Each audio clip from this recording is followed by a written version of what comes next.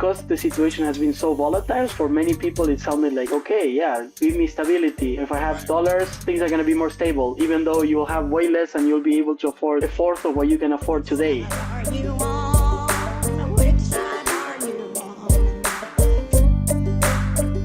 We've got Bruno de Brusen in the Zoom. He is a union organizer with the transport workers, originally from Argentina, was a rank-and-file member of the Public Employees Union in Argentina, and worked for a decade with the Argentine Workers' Confederation, which was a left-wing labor federation that was created in the 1990s to fight neoliberal reforms. And he's currently with the International Transport Workers Federation. Bruno, welcome to the program. I appreciate you taking the time. Hey, Jacob, good to be here. Big fan of the show. From far away, been listening to it occasionally, so a pleasure. That's great. I didn't realize that you were familiar with the show. I reached out to, so I'm subscribed to the newsletter of Trade Unions for Energy Democracy, and they do good international stuff. And so they've been keeping me kind of, super broad strokes. I'm familiar with Milei. He's bad is kind of the gist, is my understanding.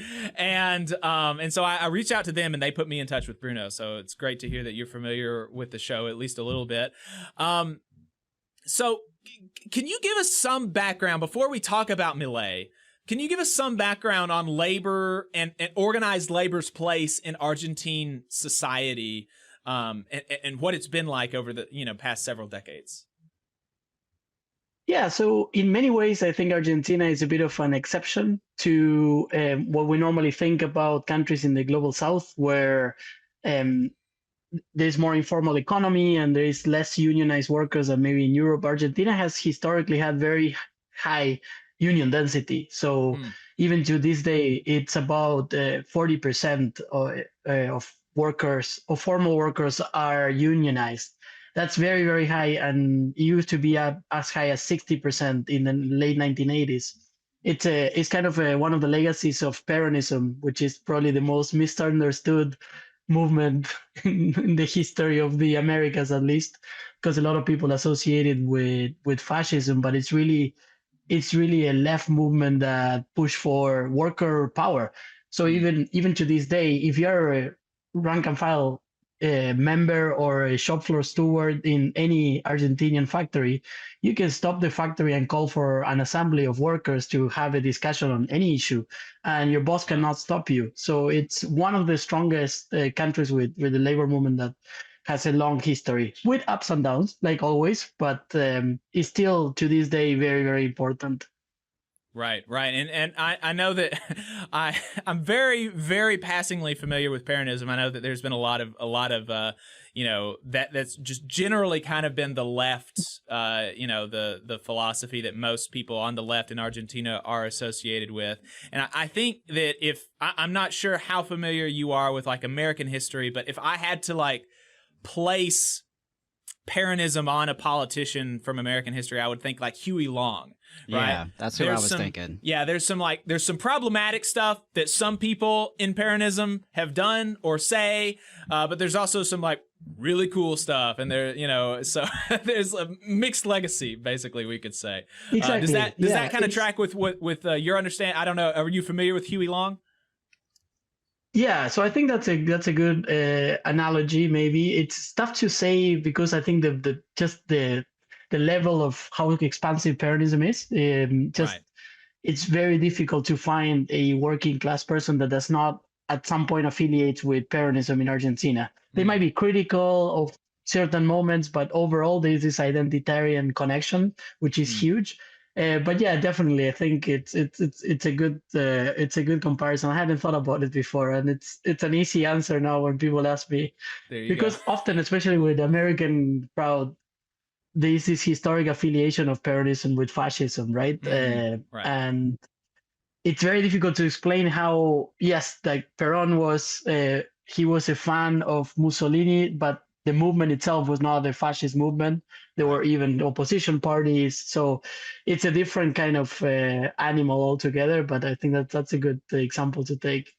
Yeah, I mean, I think I think with the warts included, I think America would be in a better place if like the mainstream of the Democratic Party was like, oh yeah, Huey Longism. I think that would be certainly a lot different. And even in Alabama actually has a politician that is, you know, not as good as Huey Long, but George Wallace, interestingly enough, and this history is not really well known, but after the Civil Rights Movement, George Wallace really kind of conceded and was in certain areas a champion of, you know, poor and working people. And I actually, there was a really just a fascinating interview with him on William Buckley's program, where Buckley is like lambasting him as, you know, basically a socialist because whatever. And George Wallace is like, you know, and this was in the 80s or something. And George Wallace is like, well, you know, look, if it makes me a socialist, that I think that, you know, grandmothers shouldn't be homeless on the street, then, you know, whatever, call me what you like. So wow. He really had a redemption arc that people aren't familiar enough with. Lots of black folks in his administration. Anyway, I don't want to bore you with the you know, there's an interesting thing on Peronism, just to add shortly. There's a really good book called Ambassadors of the Working Class. During Peronism in the like 1940s to 1950s, they created these programs where every big embassy will have trade union delegates, will be labor attaches, basically. And the whole purpose of those attaches was actually to support organized workers in those countries. So you had embassies all over the world from Argentina that had labor attaches that were basically, in many cases, even shop floor stewards that had 3 months training, and they were sent as labor attaches to the embassies to support local organizing in the countries that they were supposedly being diplomats in. So that is so of cool. course, it created all kinds of tensions with different countries, including the Soviet Union, that said, get rid of these guys because like this is not going to fly. But there are many interesting examples of how these labor attaches played an important role in struggles of people, especially in Central America and other South American countries. Yeah, that's awesome. Ambassadors of the Working Class, the book. It's an English book. It's an Argentinian historian. Yeah. And what was the name of the book? The book is called Ambassadors of the Working Class, and the author is Ernesto Seman. I can send you the link. He was a professor at Richmond for a while. Okay. It's kind of anyways, an interesting story to connect. Right. Yeah. No, I think that is interesting. I'm going to have to get that book. I was corrected in the chat. The interview was from 1968, and that I was forgetting. That would be Jim pre-redemption. Folsom. Yeah, pre-redemption, interestingly enough. But Jim Folsom was another one kind of from Alabama in the Huey Long tradition. But getting a little bit sidetracked on the history of problematic politicians. Talk to us about Argentina's what's going on. What was going on before this presidential election, where this really wacky guy was able to win the election on terms that in America we would call a landslide. I mean, it was like, what, 56-44? I mean, that's pretty big. And this is a really fringe kind of guy. What was going on that even made that possible? Yeah, I wish I could explain it in a way that it makes sense, but everybody was shocked. It's one of those processes that I think similar maybe to when Trump started in the US or Bolsonaro in Brazil, that your first reaction is like, there's no way this guy can win. And then you start seeing how they grow, and there is a lot of accumulated frustration.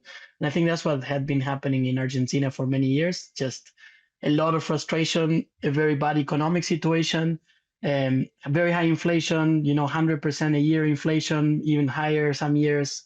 You can imagine that every time you go to the supermarket, you have to buy 2 or 3 products if they're on offer, because they're going to go up in price, maybe 10-15% by the next time you go. So that creates a lot of frustration.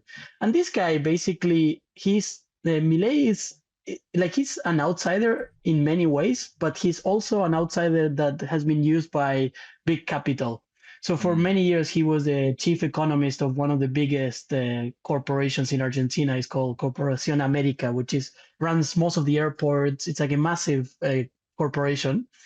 And they kind of they started giving him space in their news channels because he was very loud and very attractive to be on TV, because the guy would just basically just go unhinged and for hours about how we need more freedom and anarcho-libertarian in all of its senses, except when it comes to cultural things and social things. So he's anti-abortion, which is a huge contradiction. But anyway, so he really channeled that frustration, and I think nobody expected that he would win the second round by that much. Mind you, he did not win the majority in parliament. So in presidential system, you have that balance. So right now, he doesn't have a majority in parliament, and it's probably going to be one of the biggest possible roadblocks to his government.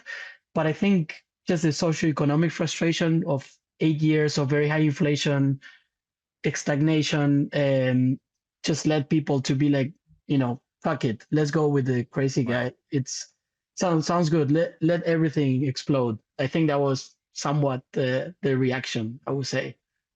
Hey, 5 seconds. Just wanted to say that this is only possible because of our donors. If you want to see more of this, then consider donating yourself at tvlr.fm/donate.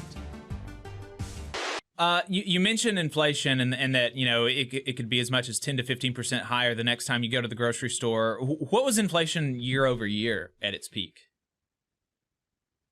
So, for example, the year before the election, just to give you an idea, was 120% over year over year. Yeah. So even imagine, and I say this from the union side, all your collective bargaining becomes a monthly renegotiation with your employer to be like, we got to update the terms. We got to update the terms. And you start signing collective bargaining agreements that have monthly updates. And everything else is just like, every worker is pissed off at the union because they're like, we just lost 10% of our wage. Like, what the heck are we doing? It's just a constant stress. So I think this guy channeled that stress really well, Milei, and just said, here's my solution. We're going to dollarize the economy and you're going to get stability. I think that was more than freedom. It was stability, what he sold as the solution. Ironically, since he has been in power, inflation has exploded even more because he deregulated everything. And now we have even more instability in the country. I think his biggest thing was dollarizing the economy. That seemed to be the thing that convinced the most people. If I'm reading the situation correctly, and you can correct me if I'm wrong, that dollarizing the economy seemed to attract a lot of people. Can you explain what that means and why it is probably bad? It's terrible. Like, you can even look at the countries that have done it. It's not like, when you ask anyone, very few countries in the world have dollarized their economy. So for many years, because of this high inflation, a lot of especially like the middle class in Argentina, middle and middle upper class, they go to the dollar as the alternative. If you want to save some money, you buy dollars because you know that currency will continue to devalue eventually. So if you want to save some value, you buy dollars. So there's already a big presence of the dollar in the society. Apartments, houses are bought and sold in dollars, for example. Now, dollarizing the whole economy will be politically and economically suicidal, basically. Politically, because you lose any capacity to have your own national policy. You depend on the U.S. central, like the Federal Reserve, basically. You kind of give in, and all of your monetary policy is gone in just that moment. Economically, it's terrible because to do it in Argentina and in any country, you will need to have very high reserves, and therefore people's wages will you will have to devalue a lot the currency of what they're at in order to dollarize. So people's wages will go from, let's say today the average wage is $500 a month. It will go to less than $100 a month if they were dollarized.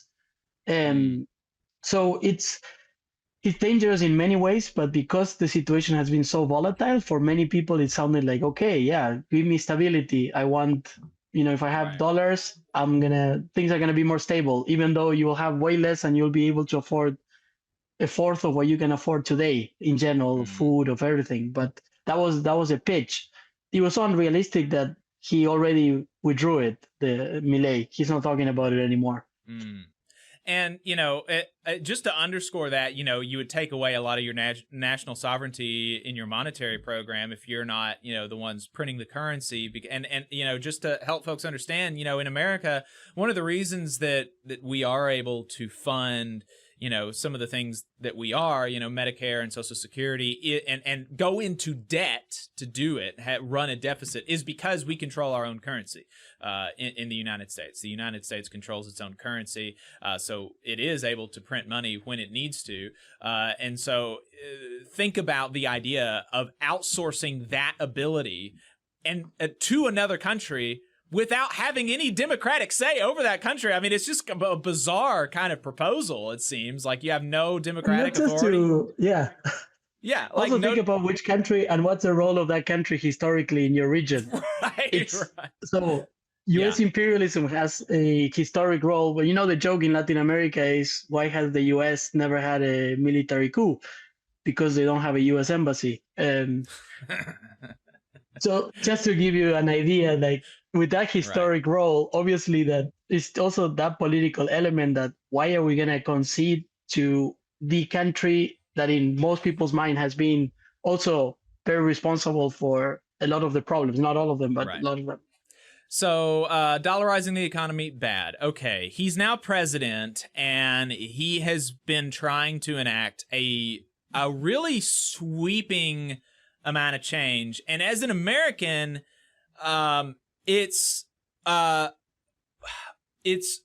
of mind-boggling to me, because the amount of things that he is trying to do and like signing executive orders or whatever they call it in Argentina to do is just so beyond the scope of what we imagine, of what our president at least purports to have the power to do. Like even, I mean, a Donald Trump or Joe Biden would never, and have never at least done anything unilaterally as sweeping as Milei is doing in Argentina, or is trying to do. What are the things that he's trying to do in Argentina, and what's the response been? Yeah, so it's basically he's trying to govern by decree, and it's ironic because for someone that got to power with freedom and democratic freedoms as an important part of their platform, that's obviously a contradiction. But it has to do with the fact that he has a very small minority in parliament, so he's trying to put parliament aside and govern by decree. So what he's trying to do, he's trying to deregulate everything he can, anything that has some kind of regulation. So for example, domestic flights. In Argentina, there's a regulation that says you cannot charge more than a certain amount, and you have like a minimum and maximum fares for flights. And we have a national airline. He's trying to privatize that airline and deregulate prices. Privatizing every state-owned company. Doesn't matter if it's productive, if it's good, if it works, if it's bad. And mind you, we already privatized a lot of them in the 1990s with a previous neoliberal government. We renationalized them in early 2000s, and now he's trying to privatize them again. So those are like just a few things. Labor-wise, it's probably one of the core things that he wants to do is destroy this arrangement by which unions have so much power in Argentina. So he's trying to basically take away most of the rights that people have, labor rights, but also the unions have. The equivalent will be he's trying to bring in right to work countrywide. Right to work legislation is probably one of the core things that he's trying to do. And that's why there was also the quickest general strike ever called in Argentina happened a week ago, where millions of people mobilized in the streets, and it was a general strike where everything stops for a day. No transport, no nothing. And his response to that, because he's freedom loving and anti-authoritarian, was super supportive of people's right to protest and engage in democratic action, right? Yeah, no, of course not. No. So this is a guy that he actually probably his anti-labor positions is one of the strongest things he has. One of his strongest beliefs is that unions are distorting the market, so they shouldn't exist. the thing is that even with a lot of controversy, still unions have a lot of legitimacy with working class Argentinians. So he's kind of threading very like he's trying to not piss off that many people by attacking unions out front. But you know from who he named in the Ministry of Labor and all of that that they're trying to destroy as much of that power. So what did he do with the general strike? Was basically trying to paint everybody that was striking as part of the labor aristocracy. These are the people that have rights, and that these are the upper caste in our society that have rights and that don't want to lose it. And we are representing the true, he calls them Argentinos de bien, which is like noble people, you could say. And the noble working people are with us, and the kind of aristocratic folks that don't want to give up their rights are with the unions. That's how he tried to paint it, but it didn't really work. And I think it actually has strengthened the unions that he's taken that approach. Interesting. And so, there was a general strike and repressive actions from the government to try to stop that. You said that he did not win a majority in parliament. Does the Peronist coalition have a majority in parliament? Nobody has. Yeah, right now nobody has a majority. So that's a big difference. Is we have proportional representation, which means that it's kind of difficult to get a full majority for one party. You always have to not work in a coalition, but you need to negotiate every vote. So no, they don't have one, and neither the Peronists. And right now they're basically trying to negotiate what happens with this omnibus bill that he tried to put forward. Because of the general strike, all of the articles that had to do with labor have been withdrawn from the omnibus bill, because any bloc that was willing to negotiate with him have said after the general strike, we're not going to touch that. We can negotiate other things, but not on the labor thing. So that was a huge win for unions. Yeah. That at least they're not going to be, for now. I think he's going to keep on trying. This is also, I think, something about Milei that I find very different from maybe Trump or Bolsonaro, which are like two other comparisons, is that people in your life that could be like Trump or like Bolsonaro, like the right-wing uncle who, it's out there, and at the Christmas dinner, you always have fights. Right. Nobody knows a guy like Milei in real life. It's like a creation of, it's like a cartoonish creation in a way. How he almost has no friends. He has no political relationships with anyone. And he spent the last week of the election just denying that he does not have a romantic relationship with his sister. He speaks to his dead dogs, who are his main advisors. And this is like, it sounds crazy, but this is all documented. Like, he doesn't deny it. So what this means politically is that it's someone that is very difficult to even have an idea how you will approach a government like this. So right, you're not dealing with a rational actor. Not at all. Yeah, not at all. So like we won the day maybe after the general strike in terms of those articles are out of the law, but they could come back anytime. And there is absolutely no, if you had asked me what's going to happen in 4 months or in 2 months, I don't know. It's totally unpredictable. Right. Okay, well, that was going to be my question. What can we expect to see? But I guess we're just going to have to get you on in 2 months and tell us what happened. Sure. I think for sure we're going to get a lot of resistance. So I think another perhaps big difference is that it is a very mobilized country. People are going to rally, people strike. Going on strike is very common. We also have very friendly legislation to strikes. You can do solidarity strikes. You don't need to be collective bargaining to go on strike. So I think there will be a lot of conflict, social conflict. People will rally, occupied, and I think the government will probably react with a lot of police repression. So I think things are going to get more tense. But again, yes, where is it going to go? I don't know. Sometimes I wish there were. Yeah, what's the best place for an English speaker to read about what's going on in Argentina? For an English speaker, so I think, let me think. There's an English newspaper called the Buenos Aires Times that It's a liberal newspaper. It's not liberal I guess it means different things. Let's say it's like a centrist newspaper, but you can. They're, from what I've seen, they're mostly critical of Milei, so you will get a good grip of things in there. I think that's probably the best place to go for English speakers.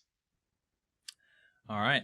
Bruno, I really appreciate your time. It was great. Yeah, gonna have to get you back on. Really enjoyed this, learned a lot, and just know that a lot of us here are internationalists. We extend our love and solidarity to the working class of Argentina, and we are very sorry for the president that you have, and we wish you all the luck. You need it in fighting this fight.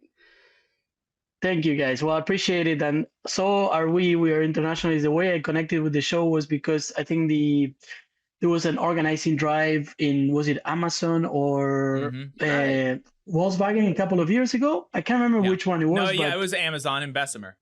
Amazon, and you guys did quite a few specials on it. So anyways, people asked me to do a presentation, so I went to your show as a source. Great. Well, fantastic. Glad Awesome. you found Thank us. you so much. And all right, guys, it's a pleasure to be here. All right, brother. Keep up the fight. Soon. Take care. That's great. Yeah, we're gonna have to get him back on. He was could have talked to him even longer, but we got more stuff to get to. I really do more stuff. Really enjoyed him a lot, and it's great to hear the response from labor, being organized, being able to shut down the country, already getting some concessions from someone who is clearly, like I said, not a rational actor, and just a bizarre reactionary. And it's a shame that this person got elected. It is, but hopefully, if workers can continue to organize and unite, they can make the best of it until they can get them out of there.